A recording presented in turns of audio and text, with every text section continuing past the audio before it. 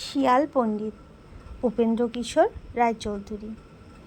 কুমির দেখলে সে শিয়ালের সঙ্গে কিছুতেই পেরে উঠছে না। তখন সে ভাবলে ও ঢের লেখাপড়া জানে, তাতেই খালি আমাকে ফাঁকি দেয়। আমি মূর্খ লোক, তাই তাকে আটতে পারি না।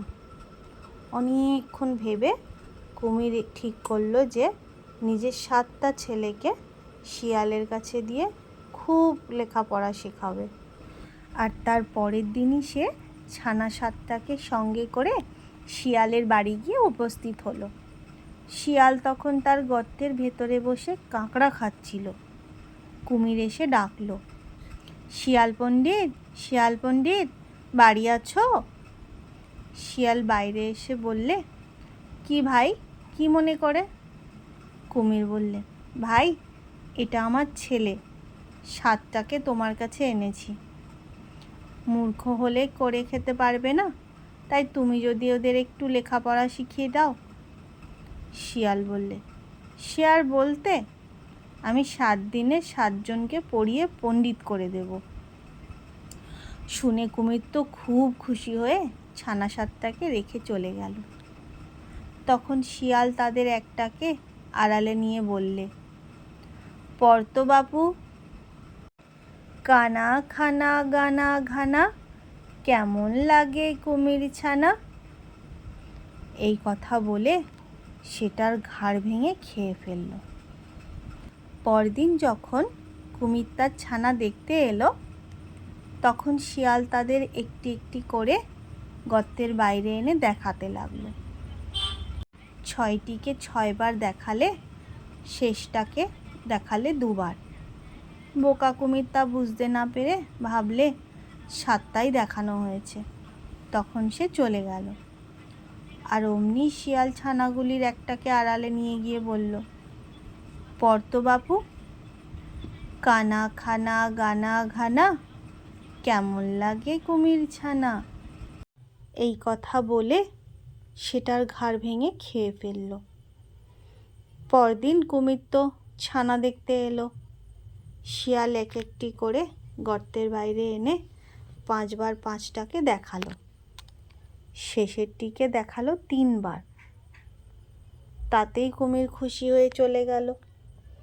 তখন শিয়াল ঠিক আগের মতো করে আর একটা ছানাকে খেলো। এমনি করে সে রোজ একটি করে ছানা খায়। আর কুমির এলে তাকে ফাঁকি দিয়ে ভোলায়। শেষে যখন একটি ছানা বই আর রইল না, তখন সেই একটিকেই 7বার দেখিয়ে সে কুমিরকে বোঝালো। তারপর কুমির চলে গেলে সেটিকেও খেয়ে ফেলল। তারপর আর একটিও রইল না। তখন শিয়ালিনী বললে, এখন উপায়? কুমির এলে দেখাবে কি? ছানা না দেখতে পেলে তো অমনি আমাদের ধরে খাবে। শিয়াল বললে, আমাদের পেলে তো খাবে। নদীর ওপারের বনটা খুব বড়, চলো আমরা সেখানেই যাই, তাহলে কুমির আর আমাদের খুঁজে বার করতেই পারবে না। এই বলে শিয়াল শিয়ালিনীকে নিয়ে তাদের পুরনো গর্ত ছেড়ে চলে গেল। এর খানিক বাদেই কুমির এসেছে। সে এসে শিয়াল পণ্ডিত, শিয়াল পণ্ডিত বলে কত ডাকলো, কেউ তার কথার উত্তর দিল না। তখন সে গর্তের ভিতর বারবার খুঁজে দেখল, শিয়ালও নেই, শিয়ালিনীও নেই, খালি তার ছানাদের হাড়গুলো পড়ে আছে। তখন তার খুব রাগ হলো, আর সে চারিদিকে ছোটাছুটি করে শিয়ালকে খুঁজতে লাগলো।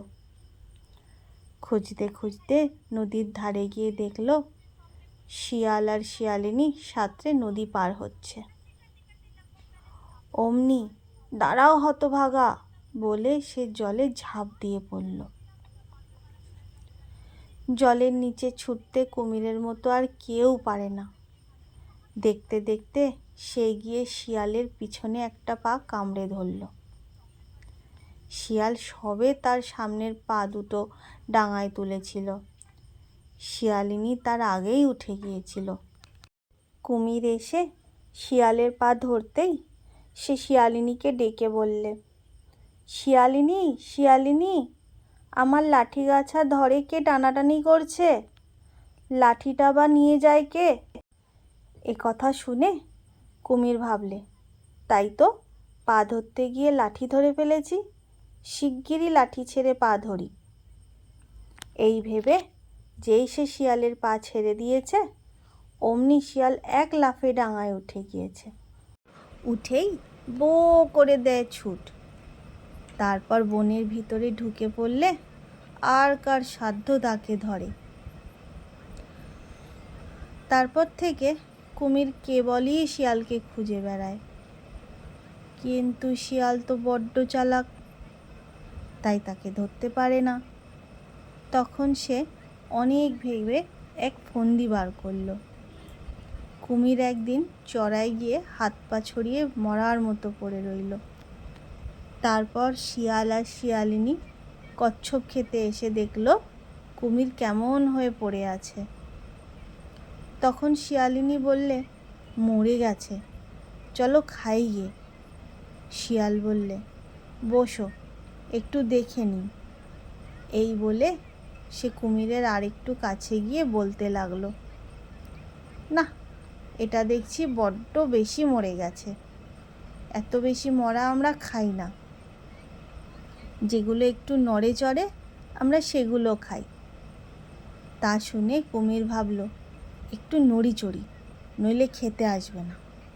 এই মনে করে কুমির তার লেজের আগাটুকু নাড়াতে লাগলো। তা দেখে শিয়াল হেসে বলল, ওই দেখো, লেজ নাড়ছে, তুমি তো বলেছিলে মরে গেছে। তারপর আর কি, তারা সেখানে দাঁড়ায়। তখন কুমির বললে, বড্ড ফাঁকি দিলে তো, আচ্ছা এবারে দেখব। একটা জায়গায় শিয়াল রোজ জল খেতে আসতো। কুমির তা দেখতে পেয়ে সেখানে গিয়ে লুকিয়ে রইল। ভাবল শিয়াল জল খেতে এলেই তাকে ধরে খাবে। সেদিন শিয়াল এসে দেখল সেখানে একটাও মাছ নেই। অন্যদিন তো ঢের মাছ চলাফেরা করে। শিয়াল ভাবল, ভালো রে ভালো, আজ সব মাছ গেল কোথায়? বুঝেছি, এখানে কুমির আছে।